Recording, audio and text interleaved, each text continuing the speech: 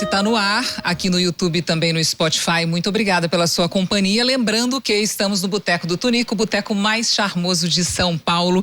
Você vai ouvir de vez em quando um barulho atrás, de serra, de criança. É um boteco vivo, cheio de história. Por que esse boteco, gente? Porque aqui, numa mesa de boteco, onde nós, mulheres, também temos o direito de nos reunir e, por que não, contar sobre a vida, contar sobre as nossas histórias, falar sobre o que nos dá esperança e o que nos incomoda, falar sobre tudo.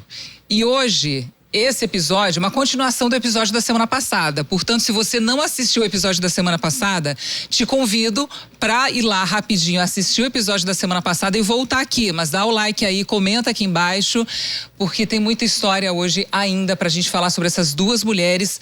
Mas esse momento de virada delas, o momento que elas decidiram, com muita coragem, porque elas queriam liberdade e em busca da felicidade delas, fazendo justiça. Algumas justiça com as próprias mãos e com a ajuda de outras mulheres fortes como elas. Andréa Manelli, que é administradora e ativista pelos direitos das mulheres, coprodutora e uma das protagonistas do documentário João de Deus, Cura e Crime, que está no Netflix, onde ela conta a história por trás dos milagres prometidos pelo médium João de Deus. E a Máxima Nadim, que é dançarina e maquiadora. A Máxima, ela é iraniana, nascida no Teherã, que é a capital do Irã. O Irã, lembrando, gente, que é o país mais fechado para as mulheres. E aí eu continuo esse episódio. Na semana passada a gente falou muito sobre como tudo aconteceu. A sua ida a Abadiânia, em Goiás, o câncer da sua mãe, a sua busca pela cura da sua mãe e o abuso sexual que você sofreu lá em Abadiânia pelo médium João de Deus, esse exército de homens e mulheres que protegiam João de Deus ali naquele espaço dele. E você...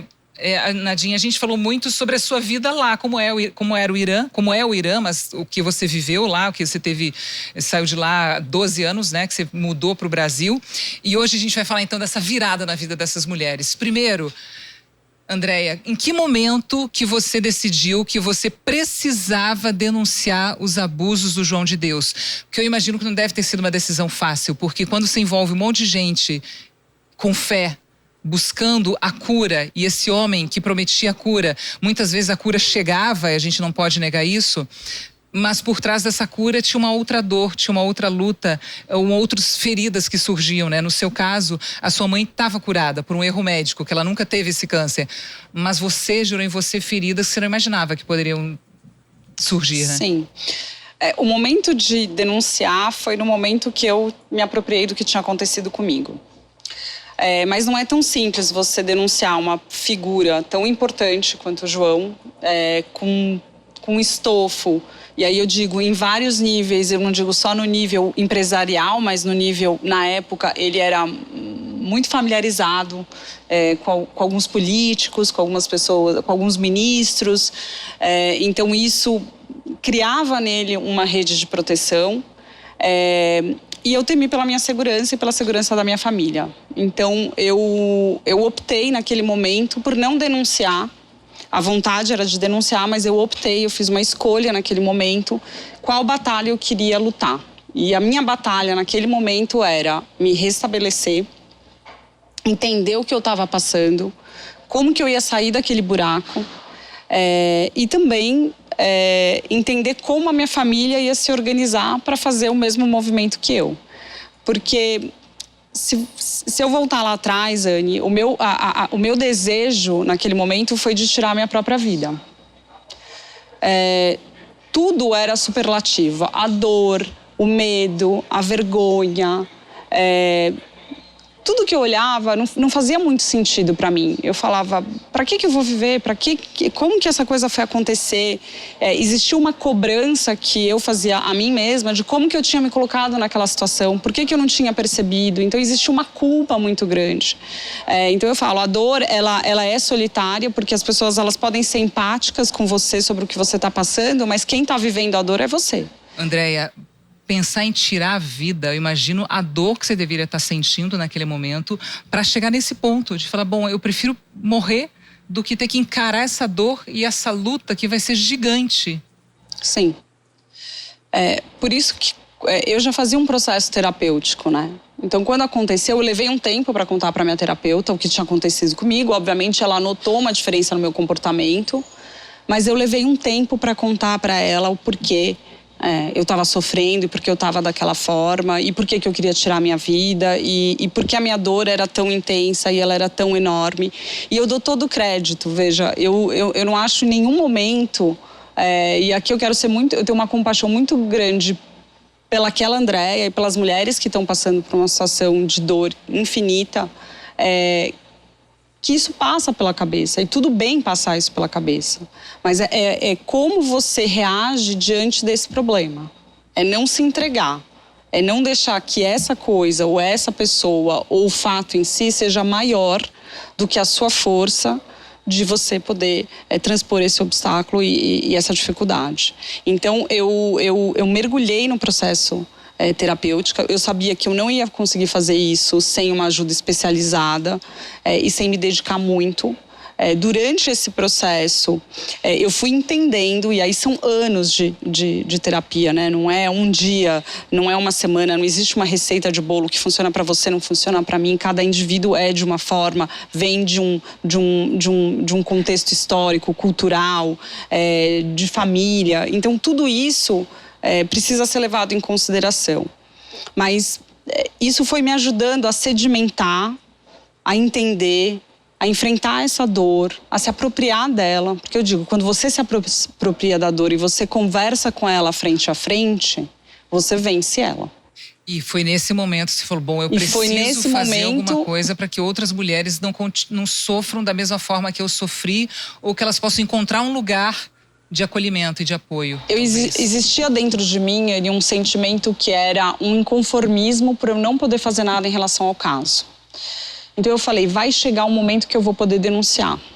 Agora eu preciso cuidar de mim, eu preciso cuidar dessa Andréia, eu preciso cuidar da minha saúde mental, e a hora que chegar esse momento eu vou estar preparada. E aí, quando eu estiver preparada, ninguém vai me parar. E aí esse momento chegou. Você foi para Badiânia, para o João de Deus, em 2010. E quanto tempo demorou para você falar? 8 anos. 8 anos. 8 anos, que foi quando saíram as denúncias. Em 2018. Em 2018, eu estive dezembro. em 2017 no João de Deus, ou seja, de 2010 até 2017, muitas mulheres provavelmente foram abusadas sexualmente por ele e nada tinha acontecido até então. Em 2018, realmente, que foi quando tudo explodiu. Foi quando tudo explodiu. Naquele momento que eu vi o programa, quando teve a chamada do programa, eu falei, cara, é ele, vão denunciar ele. Porque não falavam um nome, falavam um médium muito famoso do Brasil. Mas ali eu tive a certeza que era ele. Eu passei a mão, liguei para minha terapeuta, falei, vão denunciar ele, chegou o meu momento e agora que eu vou conseguir denunciar esse cara. Nossa, eu tô até arrepiada. Olha. E eu assisti o programa, e quando eu vi o programa, eu vi os relatos, as histórias, as dores, todas muito similares. Eu nunca tinha visto aquelas mulheres na vida. Eu não as conhecia, e a gente tinha uma coisa que nos ligava, que era essa vulnerabilidade, essa dor, ter sido vítima desse cara.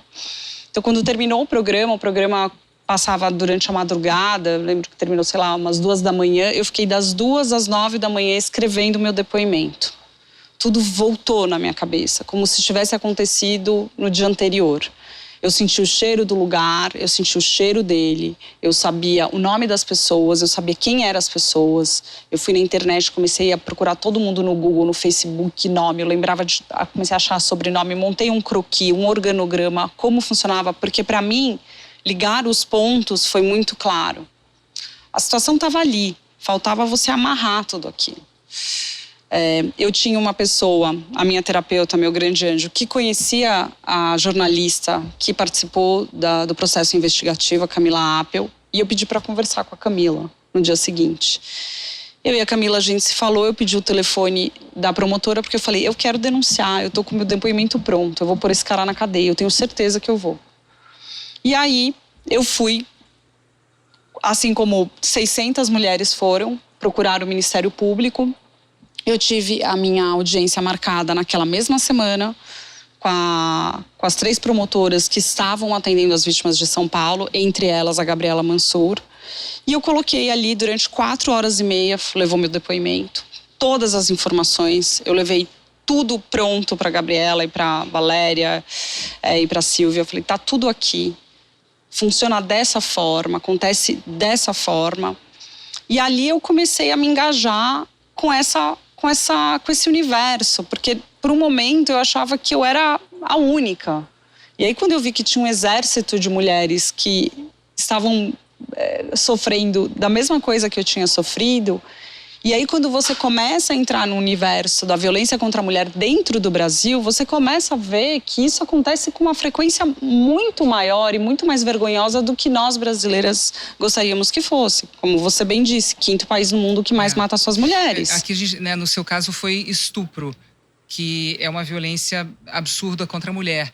E o Brasil, ele é tão violento contra a mulher que é realmente o 5º país que mais mata. Os casos de feminicídio no Brasil, em números, estão em 5º no mundo. A cada 6 horas, gente, uma mulher morre no Brasil por causa da violência, por causa do feminicídio. E é aí que você se engajou, é aí que você se conectou com essa mulher, né, Andréia? Com essa ex-promotora. Ela já tinha vários projetos ligados, ela tinha uma carreira de mais de 27 anos ligado ao combate à violência contra a mulher. E eu fui entrando nesse universo, eu fui criando dentro da minha cabeça uma estratégia. Eu sou uma pessoa muito pragmática, então eu olhava e falava, onde que vai doer? Vai doer no bolso dele, então temos que se organizar. Temos que entrar, porque a gente tem que entrar com um processo. Porque se a gente entrar com um processo, ele vai começar a gastar o dinheiro dele todo em advogado e vai começar a doer no bolso dele, né? E aí a gente tem que falar sobre o assunto. Porque a gente tem que trazer para a mesa, seja ela do boteco, de casa, das empresas, que isso existe, que isso acontece.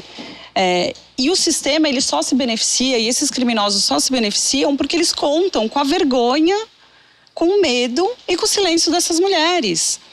Então, eu fui numa reunião com essas vítimas, que eu fui atrás de uma advogada que era feminista, para ser minha assistente de acusação, porque eu não me senti confortável em deixar o meu processo apenas com o Ministério Público. Eu queria acompanhar passo a passo, eu queria saber o que está acontecendo, quem que eu vou cobrar, quem que eu vai me dizer o andamento de como estão as coisas. Então, eu fui atrás de uma mulher que pudesse me representar do ponto de vista legal.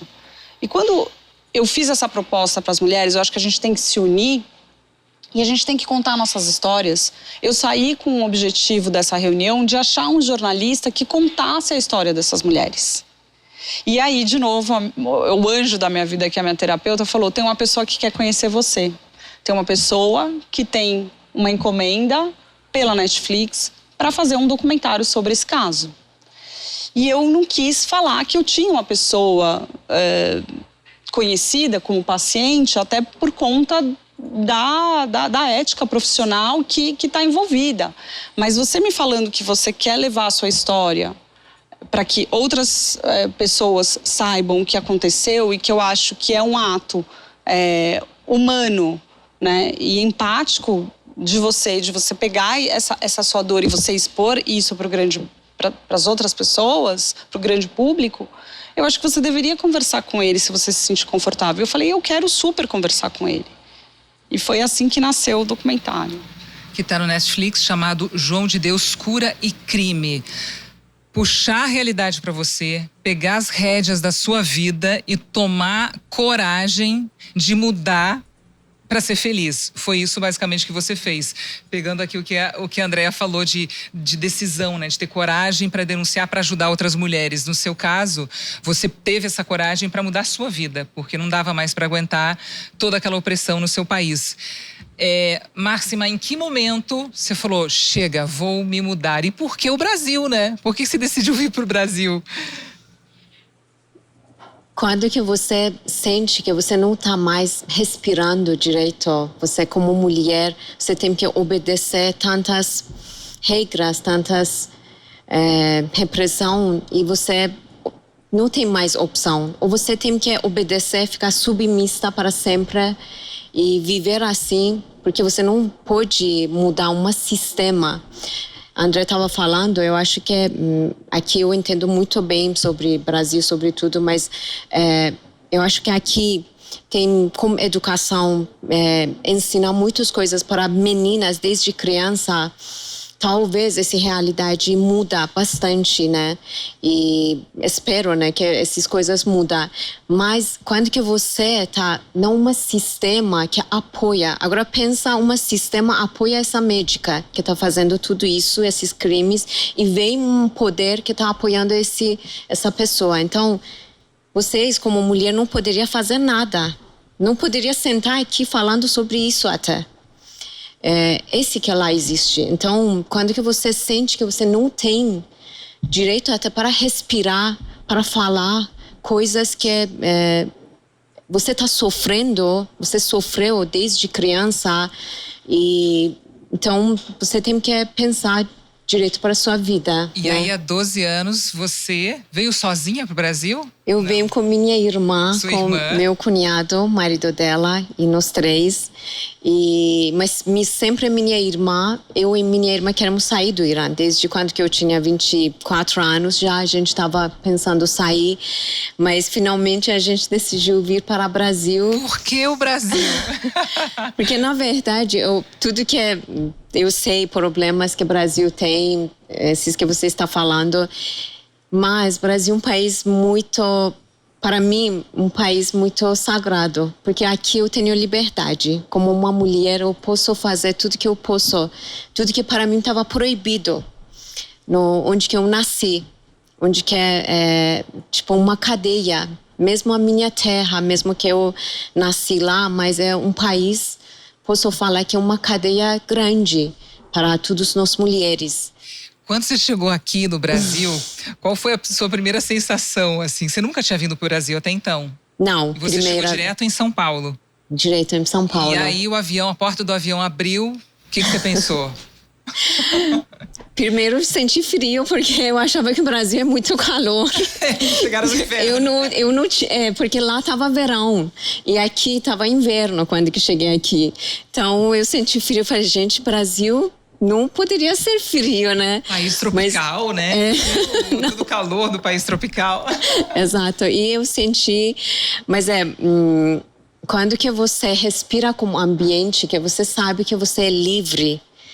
E é outra coisa. E você já desceu do avião sem o hijab? Sim, não, já quando que subi do avião, quando que passou da terra do Irã, eu já tiro. Eu já viajei em outros países, então eu já sabia que, na verdade, a gente está morando em um lugar que não é normal. Outros países estão vivendo normal e a gente estava vivendo uma cadeia. Então eu sabia como é, por isso eu decidi mudar tudo, deixar minha família, minha mãe, meu pai. Eu não vi meu pai 12 anos, eu não vi minha irmã, meus irmãos que estão lá. E eles continuam lá e você não vê, desde que você saiu de lá, você não viu mais seus pais? Eu não posso voltar. Você não pode voltar? Não, eu sou ativista, eu falo sobre governo, eu falo sobre situação do Irã, eu apoio os direitos das mulheres. E você não tem medo da sua família lá sofrer algum tipo de retaliação, de violência? Medo sempre existe, Anne. A gente vive com medo, mas o que podemos fazer é controlar esse medo. Se a gente vive, assim, só pensar que temos medo, sim, tenho medo, mas eu acho que é poder de pensamento e onde que a gente quer chegar e ser livre é mais do que isso. Medo é nada.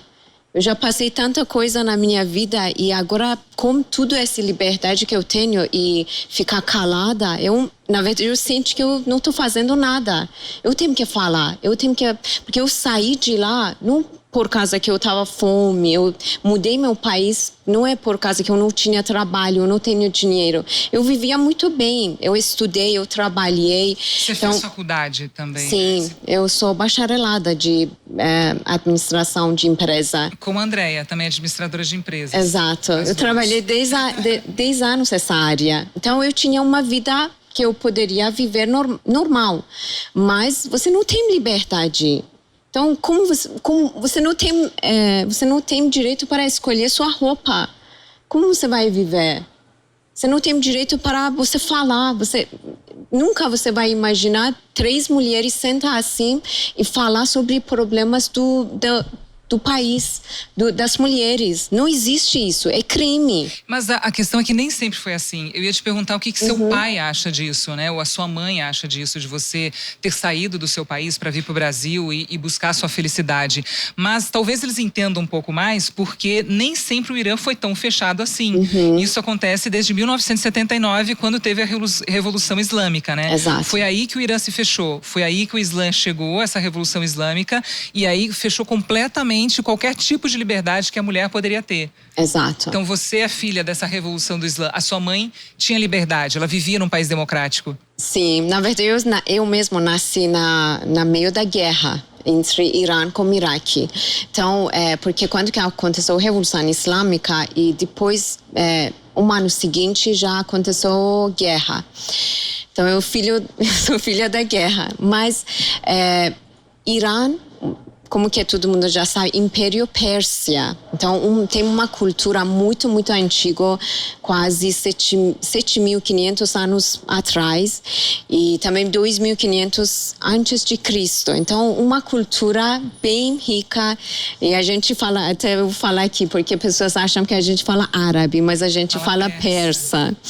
E eu estava falando com uma pessoa que ele perguntou, a gente estudou na Bíblia sobre povo persa, tem essa parte de cultura persa, mas ainda existe pessoa de persa, povo persa? Gente, sou eu, né? Eu sou persa, eu falo persa, a gente tem essa cultura. Então, sempre Irã tinha monarquia, então tinha rei, rainha, e sempre a mulher estava valorizado. Então, na verdade, foi isso que porque tinha várias cidades das religiões no Irã. Sempre também, na verdade, sempre não. 1.400 anos atrás, quando que muçulmanos atacaram nossa terra e colocaram essa religião para povo persas. Então, várias pessoas viraram pelo muçulmanos. Então, minha família é muçulmana. Então, eu nasci na família muçulmana e por isso Irã tem muçulmanos, mas minha mãe viveu com liberdade, porque leis, regras não funcionavam com religião, com essa religião. Tinha leis, regras como democracia, como aqui, por exemplo, mulher estava livre. Minha mãe estudava, a gente olhava fotos da minha mãe e falava, gente, você estava com mini saia na escola, cabelos... Ou seja, então eles te apoiam nessa sua decisão de sair do próprio país para buscar essa liberdade que você não encontra no seu país em outro lugar. Sim, claro. Apesar da dor da distância, de ter que viver longe da filha. Mas minha mãe fala sempre, se você estava no Irã, você não estava mais viva. Você estava morta. Para ela, mais importante que eu estou viva. E aí você chegou no Brasil, no Irã ela não podia se maquiar, e eis que aqui, olha só o destino, você aqui não só se maquia, como você trabalha com maquiagem. Você é maquiadora. Eu trabalho com beleza das mulheres, do poder, esse poder que eu acho que mulheres podem realçar. E meu trabalho, na verdade, vem de dentro de tudo que eu passei na minha vida, na minha história, uma coisa que é algo que estava proibido no meu país desde criança e aqui estou realizando. E para mim, trabalhar com mulheres brasileiras, que hoje eu tenho bastante mulheres brasileiras poderosas. Então, eu aprendi muito com elas e sempre elas também me abraçaram como irmã, como uma família mesmo. Onde você já trabalhou aqui em São Paulo? Trabalhei 3 salões. Primeiro foi um salão de bairro que eu busquei, eu mesmo fui e para começar, porque até para aprender a falar português. Aprender, eu não falava nada, eu escrevia o que eu quero falar, eu levava cada salão e perguntava, olha, eu posso fazer isso, eu escrevia para conseguir comunicar e pegar um trabalho, porque eu trouxe meu dinheiro, mas eu sabia que se eu não trabalhar, vai acabar, claro. Então, eu precisava trabalhar, eu não sabia nada de português e comecei a estudar com livro, com CD.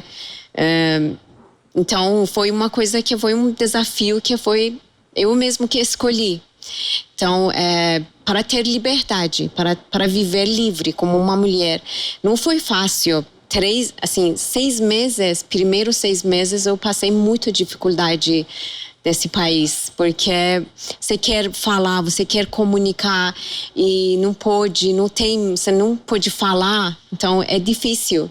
E aqui pessoas não falam inglês, né? Então eu gostaria de falar português com pessoas, mas brasileiros sempre abraçam, sempre tem um carinho grande, sabe? Eu nunca senti solidão aqui. Eu senti sempre muito carinho com brasileiras. Aliás, tem uma coisa que brasileiro sabe fazer, é abraçar, né?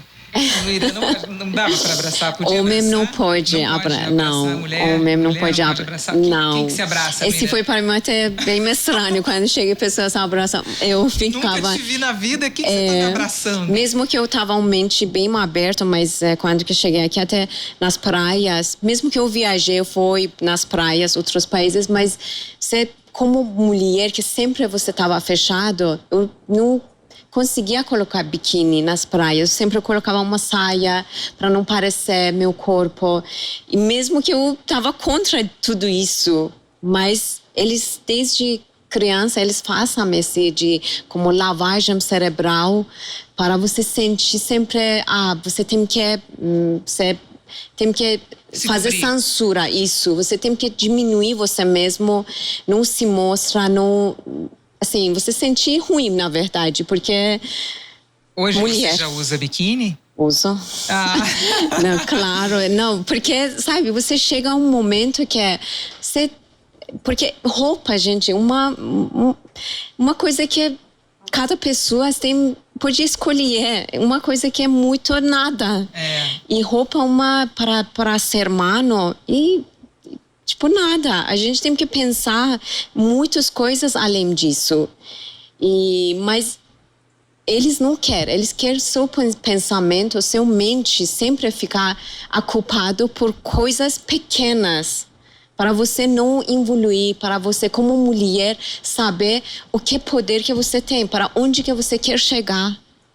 Eles colocam essas coisas pequenas na sua cabeça para você ficar sempre preocupada. Meu cabelo pareceu, o meu corpo pareceu. E agora? Eu vou para o inferno. Pois é, e eu sei que tem essa fiscalização, mas os homens, como que os homens, no geral, se posicionam em relação a isso? Eles acham que está certo ou tem alguns homens que falam, nossa, realmente está errado tratar a mulher dessa forma? Porque, na verdade, no Irã, cultura persa, desde antigamente, Irã tem essa cultura. Então, homens, mulheres já sabem disso. Então, esse vem da nossa cultura. Os homens estão apoiando as mulheres e já até essa semana já o regime islâmico fez execução 5 homens porque eles apoiaram revolução feminina no Irã desde o ano passado. Então, matou homens. O regime islâmico e contra da felicidade, contra direitos humanos. Então, para eles, não importa homem, mulher, quem que defende, quem que tem sabedoria para direitos delas, eles acabam. Você acha, Maxima, que em algum momento, você tem esperança de que em algum momento todas essas regras impostas para a mulher no Irã, você tem esperança de que algum dia isso possa mudar e você, quem sabe, um dia possa voltar para o Irã com a sua liberdade, sem precisar do hijab, com toda essa coisa da roupa, com seus direitos, com seu livre direito de ir e vir sem nenhuma fiscalização? Eu tenho esperança, sim. Essa geração nova que estão crescendo com tudo tecnologia hoje em dia, eles sabem o que eles querem. Eles não são mais igual de 44 anos, que esse regime usou essa religião, islamismo, para colocar esse poder e colocar esses limites para o povo. Mas hoje em dia, geração nova, a maioria são mais laicos, eles não seguem até Islã. Porque antigamente, por exemplo, minha família estava muçulmana. Hoje em dia, a maioria das famílias não são mais. Eles não acreditam porque passaram muitas coisas pela essa religião. Então, sofreram, perderam filhos, perderam pai, mãe. O povo perderam muitas coisas da vida por causa desse regime islâmico terrorista. Então, eles sabem hoje em dia o que quer. Eles querem liberdade, um Estado secular, um Estado laico, e para conseguir ser livre. E tem algumas apoio de fora que são, que na verdade, filho do rei, último rei do Irã, que está morando nos Estados Unidos, e ele está viva, então está apoiando o povo iraniano, está lutando pelos direitos, e espero que um dia eles consigam, se outros políticas, outros países ajudam o povo iraniano, e não, assim, na verdade, tem que cortar a relação com esse regime. E esse regime não pode ficar com poder, porque perigo para o mundo, não é só para o povo iraniano. Um perigo para o mundo, porque um Estado islâmico que apoia terroristas, apoia grupos terroristas como Hamas, como Hezbollah, como essas bandas terroristas. Então, já um perigo para o mundo. Um perigo para o mundo. E aí a palavra é esperança, que é uma palavra que te movimenta também, né, Andréia? Sempre a esperança de mudar essa realidade. Você teve essa coragem de fazer esse documentário na Netflix para mostrar toda essa situação, esse abuso sexual do João de Deus. Hoje você tem essa esperança de que é possível ser feliz mesmo depois de ter passado por tanta dor. Como é que você encara essa dor? Sim, eu acho que é possível. Acho que um dos objetivos que eu tinha com o documentário, era mostrar de fato o que acontecia lá de maneira muito imparcial, e um documentário ele tem essa função. Tirar um pouco esse poder que foi dado para ele por tantos anos, de que ele curava as pessoas e que, na verdade, o que ele cometia lá eram crimes. Servir de alerta para meninas e mulheres de que a violência ela não é preconceituosa. Ela atinge todas as classes sociais, ela atinge todas as raças, ela atinge as mulheres quando elas estão dotadas de muita vulnerabilidade. E que a gente precisa ter a possibilidade de olhar para outros exemplos e falar, opa, aqui tem uma situação estranha, que eu posso estar correndo um risco. E o último objetivo que eu topei fazer o documentário e colocar a minha história pessoal, o meu rosto, falar abertamente sobre o assunto, é porque eu acredito que, sim, a violência ela tem nome, sobrenome, tem cor, ela tem forma, ela é viva, ela existe, ela é real. E se eu não colocasse a minha cara na tela e contasse eu pessoalmente e sensibilizasse a pessoa atrás que estivesse assistindo aquilo, a olhar para o assunto, a refletir sobre essa questão, eu não ia conseguir engajar ninguém. Eu não ia conseguir que a minha voz fosse escutada por ninguém. Não só no Brasil, mas no mundo. O documentário ele foi distribuído para 125 países. Mas eu queria mandar essa mensagem de esperança, de fé, de inspiração, de dizer, olha, mulheres, ainda que aconteça uma coisa muito ruim com vocês, existe a possibilidade de você se reinventar, de você ressignificar a sua vida e de você ir atrás dos seus sonhos e ser feliz. Porque isso, na verdade, foi o que acabou virando o grande combustível para que eu pudesse sair do fundo do poço de um cenário de querer tirar minha própria vida e lutar pelas mulheres, por essa justiça, e atuar ativamente no caso, e fazer um documentário e me dedicar ali durante 2 anos e meio, que não é a minha profissão, né? Eu fui para realmente servir como um exemplo do que tantas outras mulheres podem estar sofrendo, passando. E é só falando. Só falando. E você está falando e continua falando. E hoje você participa você é voluntária de algumas ONGs.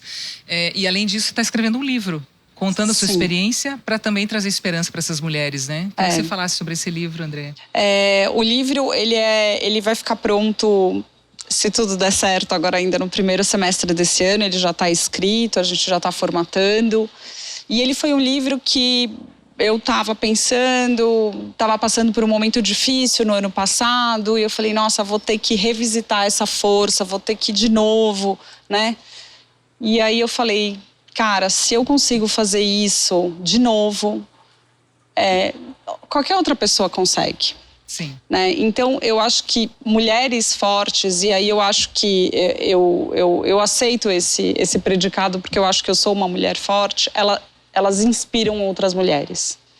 E eu acho que é através da inspiração que a gente começa a mudar o sistema, e a gente começa a mudar a configuração das coisas. Eu acho que quando uma mulher escuta, se tiver uma mulher que escutou a minha história, que viu o documentário e falou, nossa, a Andréia conseguiu, eu também vou conseguir, eu transformei a vida de uma pessoa. E aí é um efeito dominó. Sim. E o livro fala muito sobre isso, sobre essa inspiração, sobre a minha vida, sobre a minha trajetória, que esse capítulo do João, ele é apenas um capítulo. Ele não determinou e nunca vai determinar quem é a Andréia. Ele mostrou a possibilidade que a Andréia tem de ser ainda mais forte para transpor uma coisa difícil e como isso pode servir de exemplo para outras mulheres. A nossa vida não é um filme, a nossa vida é uma série do Netflix com várias temporadas e vários episódios, né? Então a gente não pode se reduzir a vida toda num episódio único que aconteceu na nossa vida. E aí, já para encerrar, André, eu queria que você me falasse de que forma que você trabalha a sua fé hoje, porque você, através da sua fé, você buscou a cura da sua mãe. A sua fé, de uma certa forma, te traiu, né? Se sentiu traída pela sua fé ali, porque você acreditou numa pessoa. E hoje, como que você define sua fé? Você acredita no quê? Olha, hoje eu sou uma pessoa muito espiritualizada. Eu disse uma frase quando me perguntaram sobre o que tinha acontecido em Abadiânia, e eu falei, ele roubou a minha fé. Eu saí de Abadiânia sem fé nenhuma. Porque eu me questionei, onde estava Deus quando eu estava naquela sala sendo violentada? Onde é que existe esse Deus? Onde que ele está? Que ele não me alertou nenhuma, nem duas, nem três vezes. Onde ele não alertou ninguém. Eu fui buscar essa fé de volta no nascimento do meu filho, 2 anos depois. Quando meu filho nasceu, ali eu falei, é uma forma de Deus estar conversando comigo. E ali eu entendi que a minha fé, ela tinha retornado. Porque é uma força da natureza, essa possibilidade para quem pode, para quem quer ser mãe, algo muito forte que te transforma, e foi o que me salvou e que me ajudou. Eu falo, o meu filho, ele foi o meu grande salvador. Ele foi o norte que falou, vai por esse caminho, porque você precisa estar ali para mim. E hoje eu sou uma pessoa muito espiritualizada. Eu vou de terreiro de candomblé à igreja, eu tenho meu altar, eu faço o meu oráculo do pão, eu tomo os meus florais. Eu acredito que existe uma força maior que rege a nossa energia, Anny, porque a energia, ela não mente. E quando você está aberta para entender como essa energia ela está posta e como as pessoas, você começa a entender como esse universo funciona. Então eu sou bem espiritualizada, eu diria. Máxima, de alguma forma, esse exército de fé do seu país, onde você não pôde viver com a sua liberdade. Então foi uma fé que te fechou. Como que você também, eu vou fazer a mesma pergunta, como que você lida com a sua fé hoje no Brasil, podendo ter essa liberdade? Eu acho, na verdade, conhecimento e sabedoria, o que você busca é mais importante. E desde 7 anos a gente estudou esse tanto fé, tanto acreditar, coisas que eles colocaram da nossa cabeça, mas quando que chega um momento, você quer crescer, você quer saber mais e busca, estuda, pesquisa. Esse vai ajudar muito. E quando que eu pesquisei, estudei muito bem sobre o que eu acreditava, porque eu rezava todo dia 5 vezes e não funcionou para mim. Então, a hoje força está dentro, né? A força está dentro da gente. Não é nenhuma pessoa fora que vai te dar essa fé, essa força. A força e a fé da gente está dentro da gente. Quando a gente encontra essa fé dentro da gente, eu acho que aí sim a gente fica forte, inabalável e nada nos atinge. Né? Exato. Assim, pode e até ninguém não pode tirar esse... de vez em quando, mas a gente não cai. Exato. Você tem que, na verdade, acreditar primeiro em você, o que você tem, o que você é mesmo, e buscar mais conhecimento, né? Mais estudar, pesquisa sobre tudo. E não aceita tudo que pessoas falam para você, vêm fazer. E até eu acho para as mulheres, meninas que acham que fulano falou certo, por exemplo, ficar até eles dão esse direito para esses homens, que podemos fazer tudo com essas mulheres por causa que eles têm isso. Eu acho que a gente tem que saber desde criança que ninguém não pode tirar esse da gente. Ninguém não pode mexer com nós, com nossa mente, com nosso corpo, nada. Então, essas coisas eu acho que a gente tem que aprender mesmo e ensinar para a geração nova, mais ainda para meninas, mulheres. E hoje em dia eu não sou mais muçulmana. Uma coisa que eu decidi para mim, eu não quero mais essa religião para a minha vida. Então, eu já estudei, fiquei assim, com outras coisas que eu hoje em dia acredito, que eu acho que é mais importante. Eu conheci mais energias, mais pessoas incríveis na minha vida quando que saí dessa situação, e eu acredito mais coisas que abrir meus olhos para um mundo bem melhor, um mundo mais sagrado e mais livre. E para encerrar, Máxima, eu queria que você falasse sobre a importância do Brasil para você. O que é o Brasil? Quando você fecha o olho e pensa, Brasil é isso para mim, o que vem na sua mente? Liberdade. Liberdade.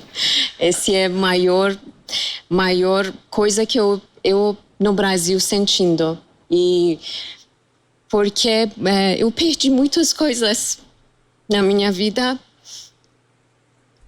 Minha família, minha mãe. Estou muito longe, muito tempo. Não sei quando eu vou ver eles.